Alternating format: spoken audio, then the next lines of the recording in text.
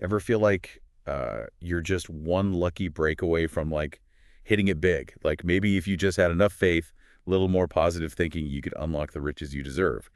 It's a tempting idea. Right.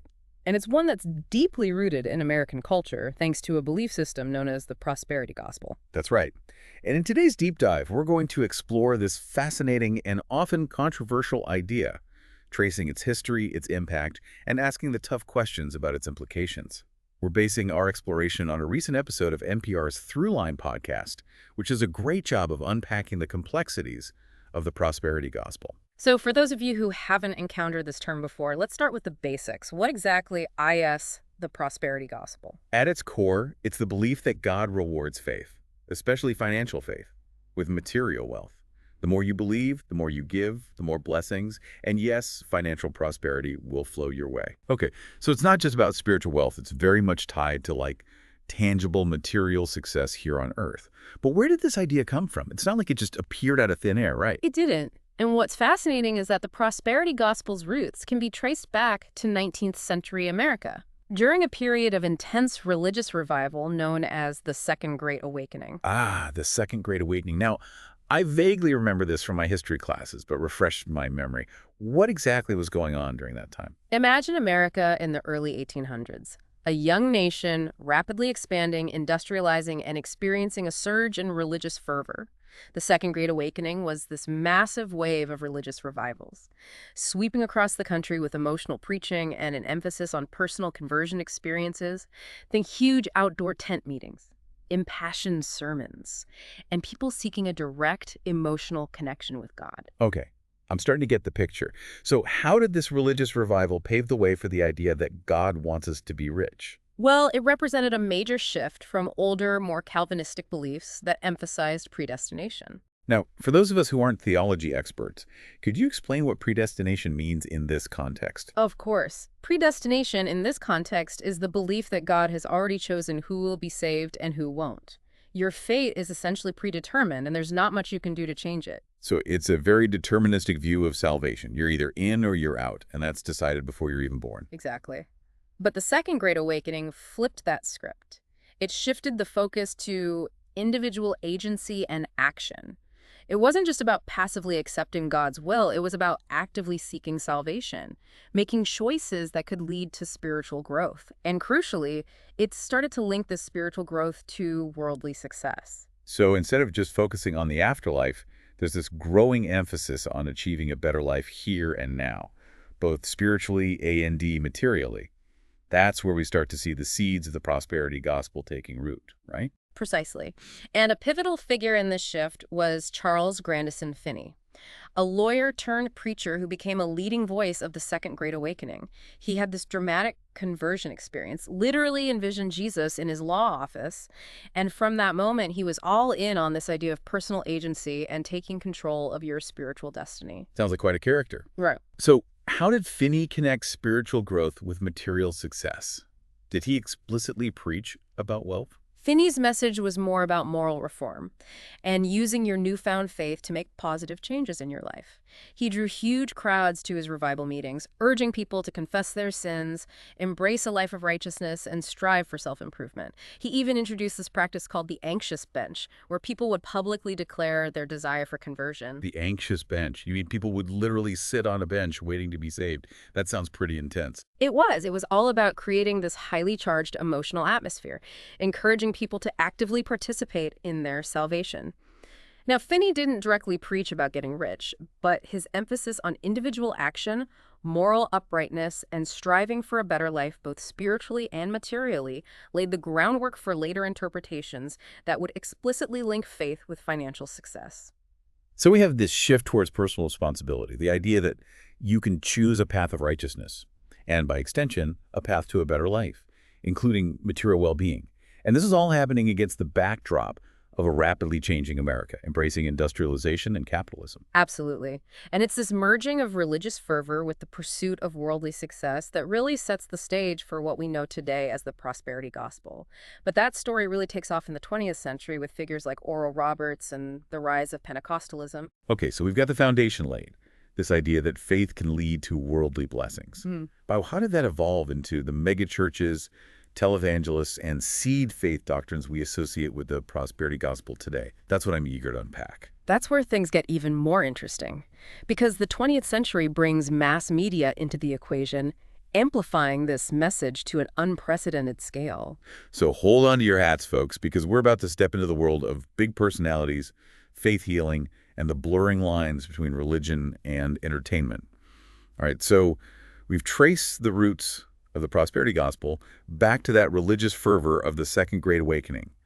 But it's the 20th century where it explodes onto the scene in a whole new way, right? That's right. The 20th century brought us mass media, radio, television, and these new technologies became powerful tools for spreading the prosperity gospel to a much larger audience. It's almost like the perfect storm. You have this growing belief in the power of individual faith to achieve success, and suddenly you have these charismatic figures who could broadcast their message directly into people's homes. Exactly. And one of the key figures who really capitalized on this was Oral Roberts. He was a Pentecostal preacher who became a household name through his massive tent revivals and later his television program. Okay, Oral Roberts, the name rings a bell, but for those of us who might not be familiar with his story, can you give us a little background? What made him such a compelling figure? Roberts was incredibly charismatic and a master storyteller. He would weave these dramatic tales of faith healings and miraculous interventions, really tapping into people's desires for hope and a better life. And he was one of the first to really popularize the idea of seed faith. Seed faith. That's a term we hear a lot in relation to the prosperity gospel. But what does it actually mean? It's essentially the idea that donating money to the church, specifically to preachers like Roberts himself, is like planting a seed. God will then take that seed, multiply it, and return it to you with abundance. So it's like a spiritual investment strategy. Yeah. You give a little trusting that God will give you much more in return. That's the basic idea. And Roberts was incredibly effective at promoting this message, connecting it to both spiritual and material prosperity.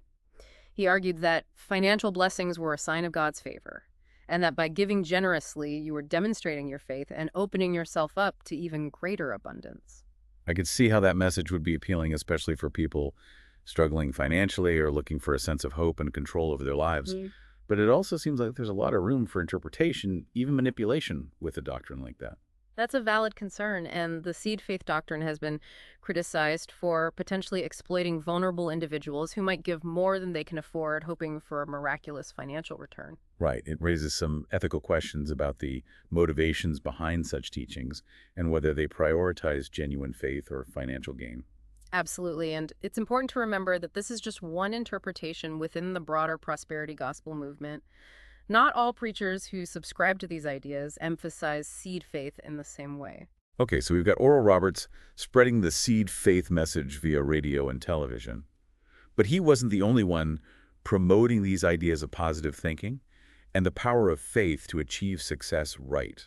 Absolutely not. In fact, there's another fascinating figure who, while not directly associated with the prosperity gospel movement, had a significant influence on its development: Norman Vincent Peale. Norman Vincent Peale, wasn't he the author of that hugely popular book, The Power of Positive Thinking? That's the one. Peale was, a Protestant minister who rose to fame in the mid-20th century with his message of positive thinking as a key to success in all areas of life, including, of course, financial success. Now, I've heard of The Power of Positive Thinking, but I have to admit I haven't read it. What were some of the key ideas Peale was promoting? Peale believed that by changing your thoughts, you could change your reality. He argued that negative thoughts were self-defeating, and that by cultivating a positive mindset, you could overcome obstacles, achieve your goals, and live a happier, more fulfilling life. And while he didn't explicitly tie this to material wealth in the same way that some prosperity preachers did, his ideas definitely resonated with that core belief in the power of faith to shape your reality. So it's almost like these two strands, the religious fervor of Pentecostalism and the self-help optimism of positive thinking, were converging and feeding into this growing belief that faith, in conjunction with the right mindset, could unlock not just spiritual blessings, but tangible material success as well. That's a great way to put it. And this was all happening against the backdrop of some major cultural shifts in America. You have the post-World War II economic boom, the rise of consumerism, and a growing emphasis on individual achievement and the pursuit of the American dream. Right? It's almost like the cultural soil was perfectly primed for the prosperity gospel to take root and flourish. People were eager for a message that promised them a better life both materially and spiritually. But it's not just about individual aspirations, is it? There are also some broader social and economic forces at play here. That's a really important point because the rise of the prosperity gospel also coincided with the rise of neoliberalism as a dominant economic and political ideology. Okay, now neoliberalism, that's a term I've heard thrown around a lot, but I'm not sure I fully understand what it means. Can you break it down for us? Sure, in a nutshell, neoliberalism promotes free markets, limited government intervention in the economy, and individual responsibility as the keys to prosperity. It emphasizes privatization, deregulation, and the belief that the market left to its own devices will create the best outcomes for everyone. So how does this connect to the prosperity gospel? At first glance, they seem like pretty different domains, one religious, the other economic. Well, if you look closer, you'll see some striking parallels. Both the prosperity gospel and neoliberalism emphasize individual agency, hard work, and self-reliance as the paths to success. Both tend to downplay structural barriers and systemic issues like poverty or inequality, suggesting that individuals have the power to overcome their circumstances through faith and hard work. So it's like the prosperity gospel is offering a spiritual justification for a particular economic system, one that emphasizes individual responsibility and downplays the role of government or social safety nets. That's one way to interpret it, and it raises some important questions about how these two systems reinforce each other and whether they ultimately serve to perpetuate existing inequalities. This is where things start to get really interesting and a bit unsettling because it suggests that the prosperity gospel isn't just about individual faith and striving for a better life. It's also deeply intertwined with broader political and economic forces, and I'm curious to explore how this interplay is played out in American culture and beyond. Well, that's what we'll delve into next because the prosperity gospel's influence extends far beyond the realm of religion. It's seeped into popular culture, politics, music, and even global movements. We've been exploring the prosperity gospel, its origins, its rise in the 20th century, and its fascinating connections to both positive thinking and neoliberalism. But it's not all sunshine and roses, is it? There's a dark side to this belief system that we need to address. That's right. While the prosperity gospel can offer a message of hope and empowerment, there are legitimate concerns about its potential for exploitation, its role in perpetuating inequality, and its blurring of the lines between faith and consumerism. Let's start with the issue of exploitation. You mentioned earlier that the seed faith doctrine can be particularly problematic. How so? Well, the idea that donating money will lead to multiplied returns from God can be incredibly tempting, especially for people who are struggling financially or facing difficult circumstances. It can create a sense of desperation, leading individuals to give more than they can afford, hoping for that promised financial miracle. So it preys on people's vulnerability, their desire for a quick fix, their hope for a better life. And what happens when those promised blessings don't materialize? That's where things get really tricky if someone gives generously but doesn't see the expected financial windfall.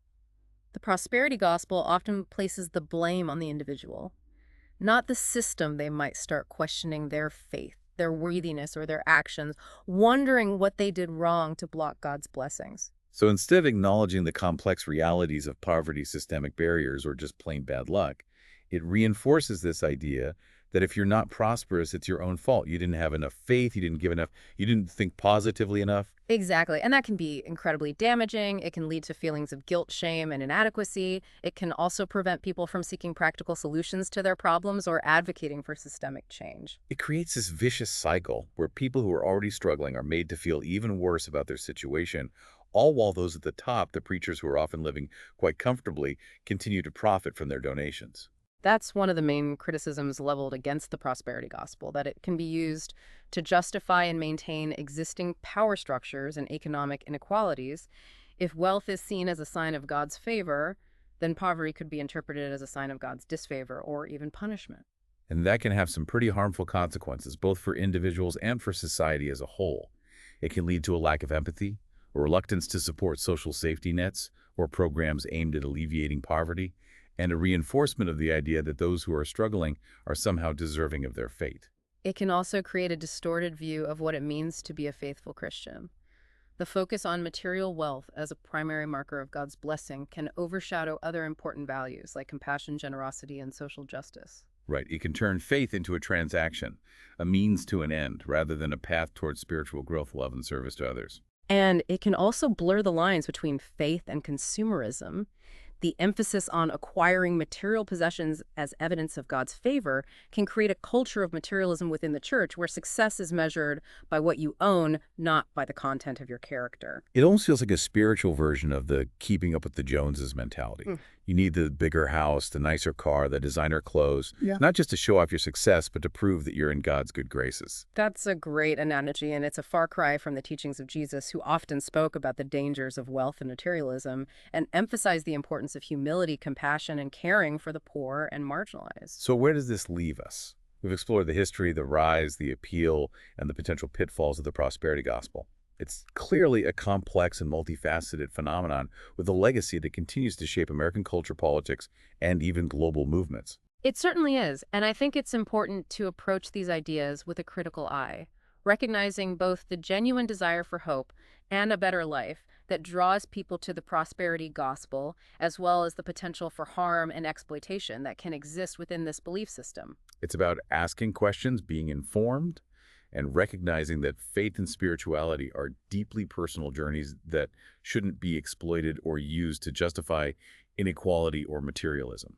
That's well said, and I think it's crucial to remember that there are many different interpretations and expressions of faith, and that reducing faith to a pursuit of material wealth does a disservice to the richness and complexity of religious experience. So as you encounter these ideas, whether in your own community, in the media, or in conversations with others, take a moment to reflect on the messages being conveyed and the potential consequences, both positive and negative. And remember, true prosperity in its fullest sense encompasses more than just material possessions. It's about living a life of purpose, meaning, and connection, grounded in values that extend beyond the pursuit of wealth and status. And on that note, we'll leave you with this thought to ponder. In a world increasingly obsessed with material success and self-improvement, is the prosperity gospel simply a reflection of our deepest desires, or a dangerous distortion of faith?